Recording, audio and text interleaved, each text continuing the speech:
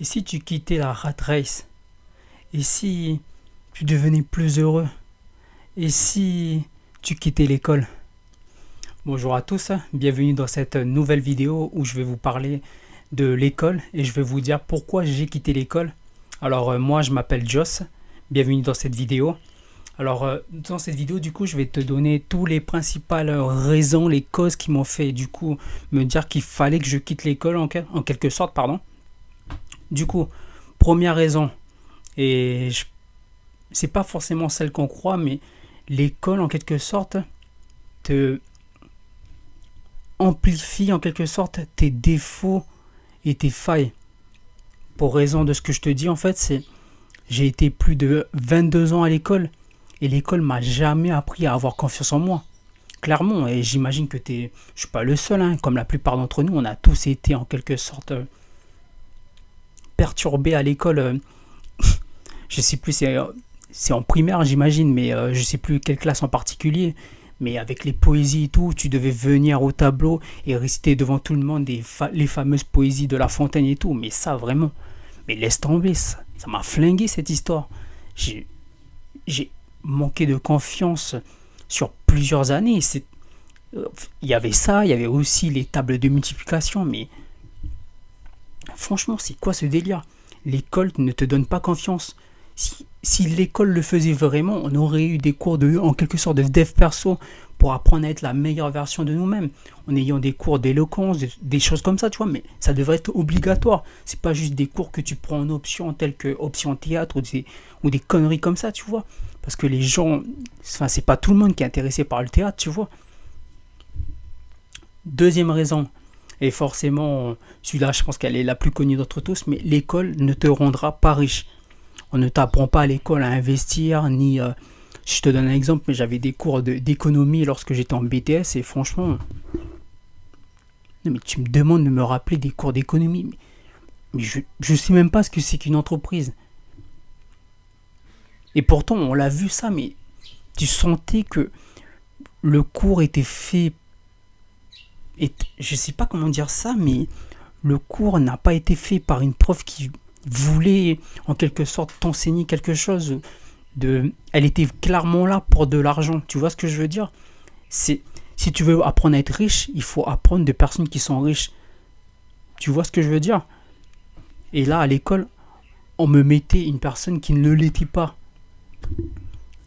Troisième raison, c'est que l'école est beaucoup trop standardisée.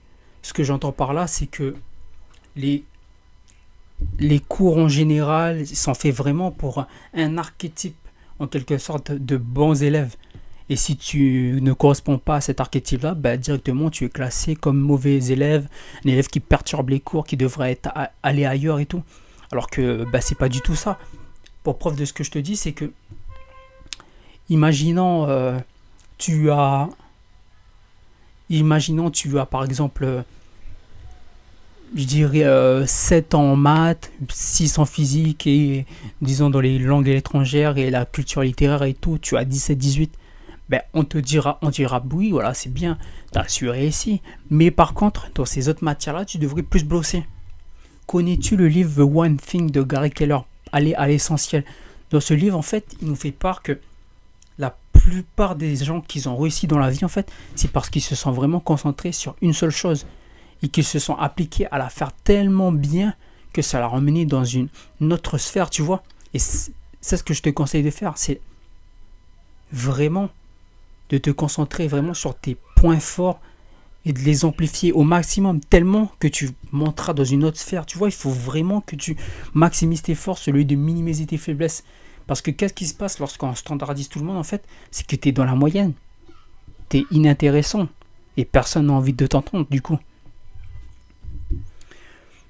Prochaine raison. L'école te garde dans une bulle. Qu'est-ce que j'entends par te garde dans une bulle?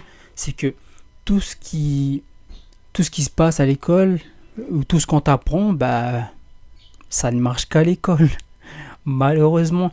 Et c'est même ça le plus pire, c'est que plus tu y restes, en fait, et plus lorsque tu te retrouves en fait confronté à la vraie vie, la vie active et tout, un vrai boulot, pas juste un job d'été ou un stage de quelques semaines ou quelques mois, mais vraiment que tu te retrouves dans la vie active, tu te prends une gifle parce que tu réalises à quel point l'école t'a enfermé. Déjà, part du principe que la plupart des gens vivent dans leur propre monde. Ce qu'ils voient, ce qu'ils ressentent, et ce qu'ils écoutent, et ce qu'ils entendent, ce qu'ils retiennent, c'est par leur propre filtre. Tu vois ? Et l'école, en plus de ça, vient te mettre son propre filtre à travers ton filtre. Je sais, c'est très bizarre ce que je viens de dire. Mais lorsque tu sors d'école, en fait, l'école ne t'a pas préparé au vrai monde, à la vraie vie. Et c'est ça qui me chipote, en fait. C'est que l'école te prépare pas à tout ça, en fait. D'où les cours de dev perso, à apprendre à en quelque sorte investir. Mais après, c'est pas forcément investir pour devenir riche, mais c'est aussi des trucs simples, genre comment ouvrir un compte, ou encore comment déclarer ses impôts.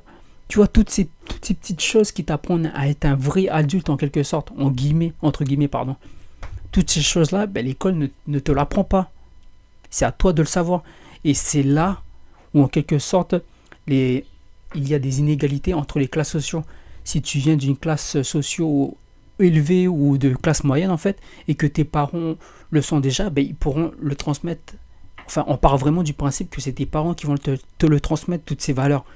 Mais si tu es pauvre et que tes parents ne sont pas du tout familiers avec ce monde-là, en quelque sorte, tu vois, c'est inégalé en quelque sorte.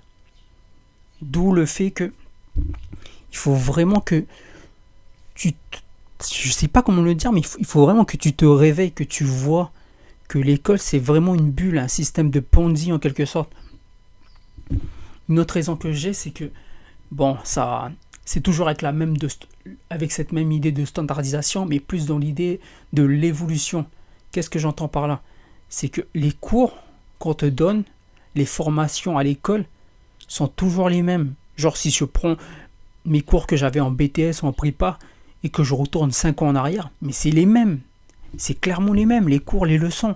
Alors que si tu regardes le business en ligne et tout, avec maintenant la montée en puissance de l'IA et tout, mais le business c'est quoi ? C'est 5-6 mois, après c'est en constante évolution. On le voit avec le business et tout de Yumi Denzel et tout. Donc, pour toutes ces fameuses raisons, en fait, c'est là que tu te rends compte à quel point l'école a vraiment un grand train de retard. Et plus particulièrement, l'éducation française. Il y a aussi une autre raison. Moi, j'ai fait une prépa. Du coup, c'était pour intégrer de grandes écoles. Tu vois, une école d'ingénieurs, en l'occurrence. Et le problème que j'avais eu avec ça, en fait, c'est que une année en école, en prépa, c'est en moyenne 5 à 6 000 euros. À l'année, hein. Et il y a 3 ans. T'imagines 15 000 euros à gaspiller. Mais réveille-toi, c'est une arnaque. Avec 15 000 euros, tu peux t'acheter tous les livres en dev perso, en business, en psychologie, en politique. Tu peux même t'acheter des formations, des accompagnements et même commencer à investir maintenant. Malheureusement, tu t'en rendras compte de ça lorsque tu sortiras d'école. Pour preuve de ce que je te dis, lorsque j'étais en prépa, on nous avait fait apprendre plus de 25 chapitres en maths, si je dis pas de conneries, peut-être 26 ou 27 en physique-chimie. Et tous ces chapitres, arrivés en école, tu les utiliseras même plus. À quoi ça a servi ? Tu as gaspillé 1 an, voire 2 ans de ta vie en prépa pour rien. Certains me diront, oui, mais il faut pour pouvoir comprendre telle chose. Non, mon gars, maintenant, tu peux compenser tes faiblesses avec de l'IA, avec tout ce qui est dans la technologie, les logiciels, ChatGPT. Mais franchement, tu peux pallier tout ça. Donc, pour conclure cette vidéo, je suis pas à t'en dire non plus qu'il faut que tu quittes l'école, mais je te donne vraiment toutes les raisons pour lesquelles j'ai quitté l'école. Et pour ces mêmes raisons, j'espère que cette idée t'aura en quelque sorte aidé à entrevoir pourquoi tu devrais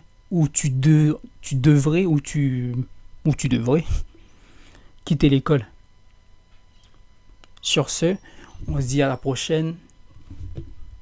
Peace.